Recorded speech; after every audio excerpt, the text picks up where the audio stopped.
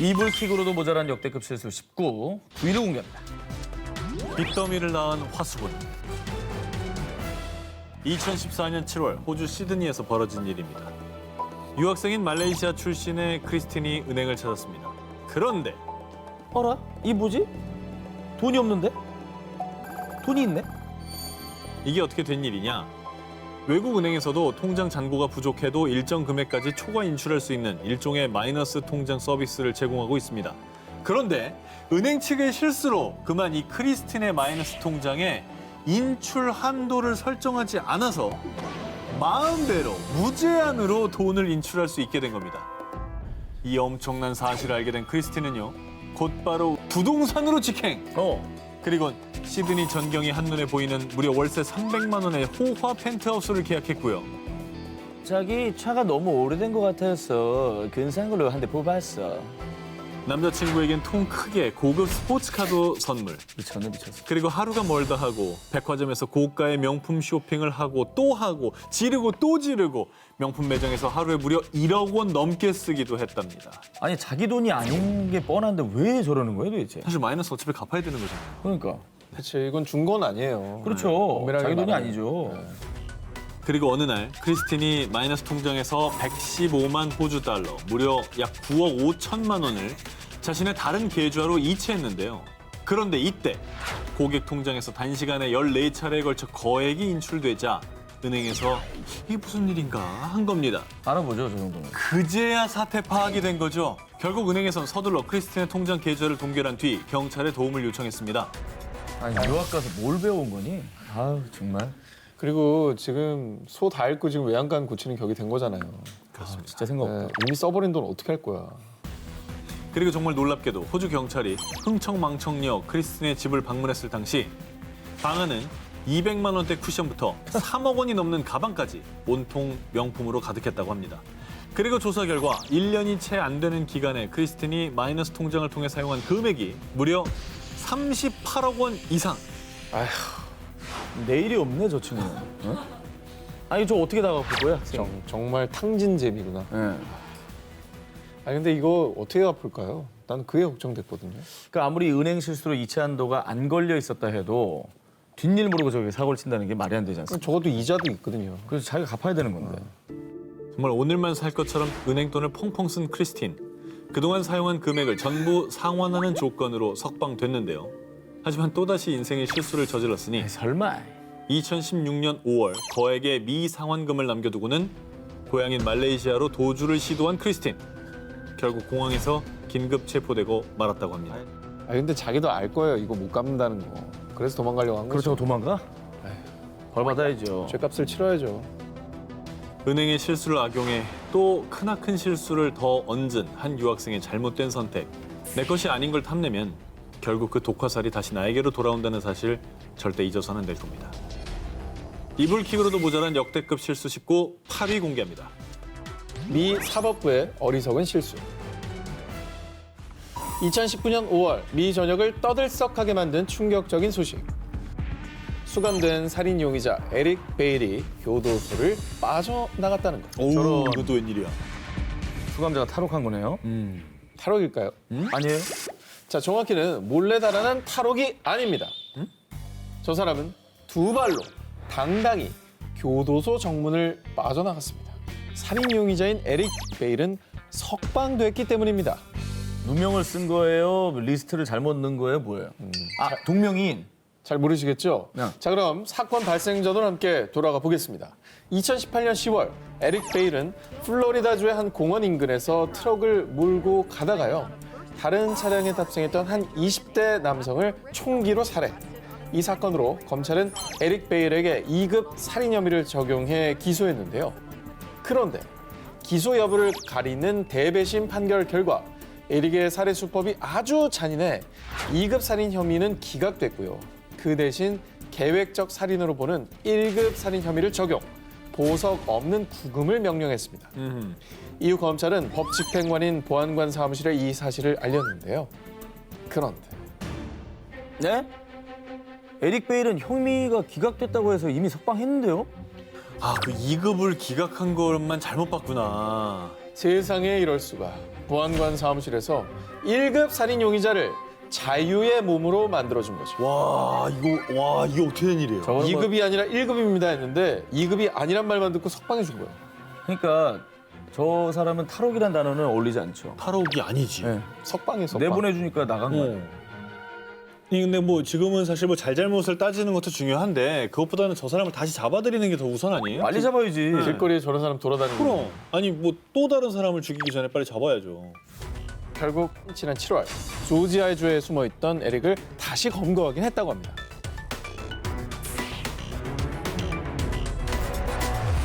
이불킥으로도 모자란 역대급 실수 19, 7위를 공개합니다. 뇌사 판정 남동생. 알고 보니 2018년 7월 미국 뉴욕에 사는 슈렐 파월에게 한 통의 전화가 걸려왔습니다. 여기 뉴욕의 병원인데요.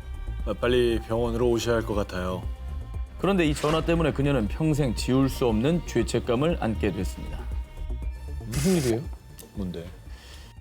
당시 병원에서 온 전화는 그녀의 남동생인 윌리엄스가 약물 과다 복용으로 뇌사 상태에 빠졌다는 충격적인 소식이었는데요.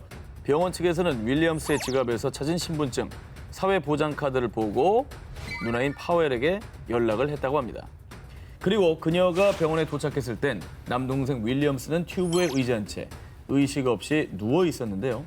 누나 파웰은 매일 병실을 지키면서 남동생 간호에 매진했지만 시간이 지나도 동생 윌리엄스는 깨어날 기미를 보이지 않았다고 합니다.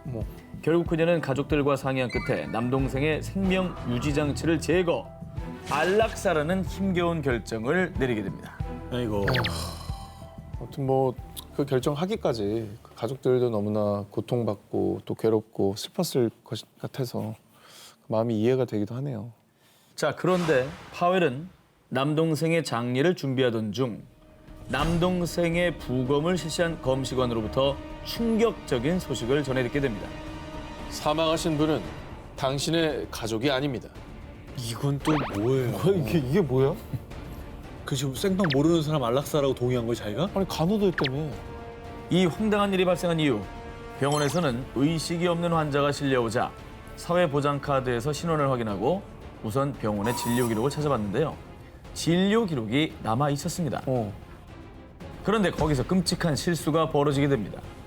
파웰의 진짜 남동생 이름은 프레드릭 윌리엄스. 그런데 실려온 환자 이름은 프레디 클래런스 윌리엄스. 그러니까 사회보장카드와 진료 기록 이름을 대충 보고 같은 사람으로 판단했던 것이죠. 그 뒤 병원 측은 엉뚱한 가족에게 연락을 했던 겁니다. 아니 잘못 볼 게 따르지 환자가 아픈 사람을. 그리고 저 윌리엄스라는 이름이 한둘이에요? 윌리엄스는 진짜 많은 이름이 너무 있대. 많잖아요. 더 면밀히 체크했어야죠. 그러니까요. 아니 게다가 지금 저희가 알다시피 중대한 결정을 내린 뒤잖아요. 안락사. 그 뒤에 이런 사실을 통보한다는 게 참. 자, 그리고 당시 파웰의 진짜 남동생 윌리엄스는 교도소에 수감 중이었다고 합니다. 아. 연락을 몇 주간 하지 못한 상황에서 이런 일이 벌어진 것이죠. 진짜 너무 황당하다. 아니 그리고 사실 뭐 간호를 했으면 얼굴은 알아볼 수 있잖아요. 그 나도 그 생각도 했는데 왜 그랬지? 뇌사 상태였잖아요. 그 생명 유지 장치까지 해서 얼굴도 제대로 확인을 못했던 것 같습니다. 얼굴 안 닦아줬네. 진짜.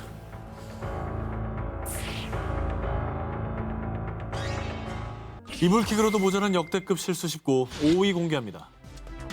입시생을 사지로 문 최악의 실수. 지난 4월 인도 텔랑가나주에서 열흘 동안 충격적인 소식이 끊이질 않았습니다. 무려 25명이나 되는 학생들이 연이어 극단적인 선택을 한 건데요. 사고가 아니라 집단으로 이런 일이 벌어졌다고요? 그렇습니다. 대체 무슨 일? 이제 순위가 올라갈수록 두려워서 못 듣겠어요. 앞서 4월 18일 인도 텔랭가나주에서는 대학 입시와 직결되는 고등학교 졸업시험 결과가 발표됐습니다. 그런데 말입니다. 내가 시험에 통과를 못했다고?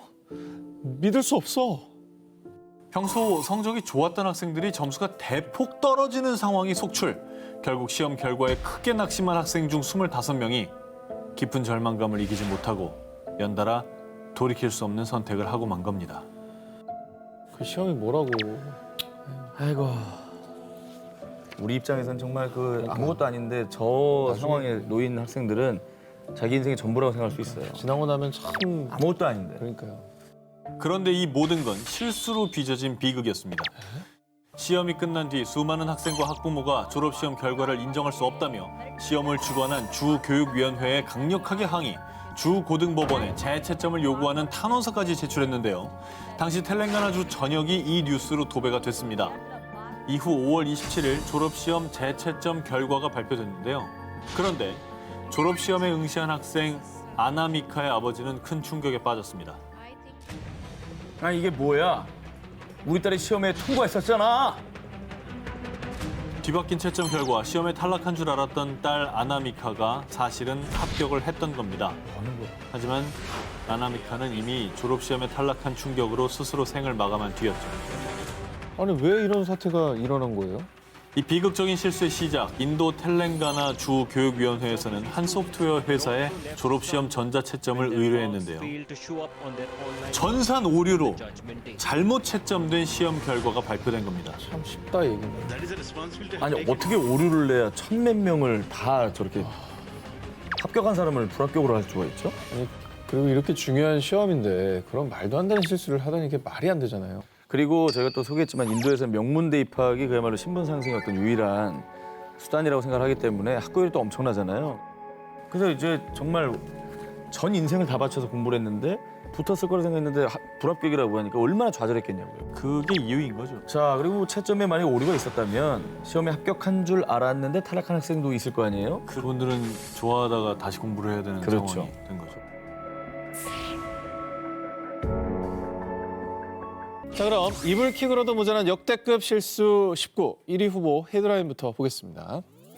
2010년 2월 24일 열린 2010 밴쿠버 동계 세계 스포츠 대회 스피드 스케이팅 남자 1000m 경기. 사람들은요, 빙속 황제 네덜란드 스벤 크라머 선수가 당연히 금메달을 차지할 것이라고 예측했는데요. 경기가 시작되자 무서운 속도로 빙판 위를 질주한 크라머 선수. 2등보다 무려 4.05초나 빨리 결승선을 통과. 와우. 와. 올림픽 신기록을 세우며 기쁨의 만세를 불렀습니다. 그런데 말입니다. 몇 분 뒤 스피드 스케이팅 남자 1000m 메달 수여식에서 금메달을 목에 건 주인공은 크라머 선수가 아닌 왜? 대한민국의 이승훈 선수였습니다. 맞아. 이거 사실 이승훈 선수가 깜짝 금메달 하면서 맞다. 크라머 선수가 4초가 넘게 빨리 들어왔는데 맞아. 금메달이 아닌 이유. 스피드 스케이팅의 경우에는 인코스와 아웃코스를 번갈아 타는 게 규정이지 않습니까? 그렇죠. 그런데 경기 도중 크라머 선수가 단 8바퀴를 남겨둔 상황. 이때 아웃코스로 향하던 크라머 선수는요. 게라드 캠캐스 코치의 인코스 사인을 보고 급하게 인코스 레인으로 들어가 쾌속 질주를 합니다. 그런데 사실 이때 크라머 선수는 아웃코스를 탈 차례였습니다. 아이고야. 결국 인코스를 2번 탄 크라머 선수는 최종 실격 처리가 되고 만 거죠. 그러니까 룰을 어긴 거구나, 본의 아니게. 근데 원래 코치가 그거 하거든요, 사인을. 코치가 헷갈린 거네요. 당시 캠캐스 코치는 크라머 선수에게 2위인 이승훈 선수와의 시간차를 알려주려고 지시판에 글을 쓰다가요. 크라머 선수가 이미 아웃코스로 레인을 바꾼 것을 못 보고 인코스로 옮겨 타야 한다고 착각한 겁니다. 경기 후 캠캐스 코치는 모두 제 실수고 제 책임입니다. 형편없는 실수를 저지르고 말았습니다. 라며 자신의 실수를 인정하고 자책했습니다. 이후에 이 코치와 선수는 어떻게 됐을지 궁금한데요. 이미 벌어진 일입니다. 이 일로 좋은 지도자와 헤어질 수는 없습니다. 계속해서 캠캐스 코치와 함께 하겠다고 밝혔습니다. 그리고 무엇보다 코치 실수로 룰을 어겼다고 하지만은 스포츠의 룰이 또 중요한 거잖아요. 그 규칙을 다 지키는데 혼자만 예의가 될 수 없고요. 끝까지 룰을 지켜서 열심히 탄 이승훈 선수도 충분히 금메달 자격이 있는 것 같습니다. 당연하죠. 그럼요. 당연하죠. 네. 그리고 이후 캠캐스 코치의 지도 아래 맹훈련을 펼친 크라머 선수는요.